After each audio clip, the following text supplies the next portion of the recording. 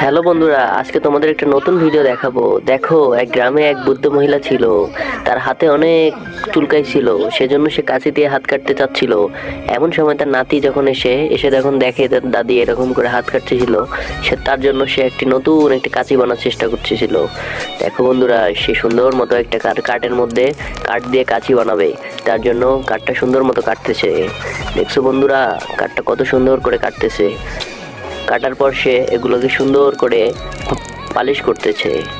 দেখছো বন্ধুরা, খুব ভালো, খুব সুন্দর। এখন সে সুন্দর মতো এগুলো ডিজাইন করতেছে যাতে হাতে না লাগে।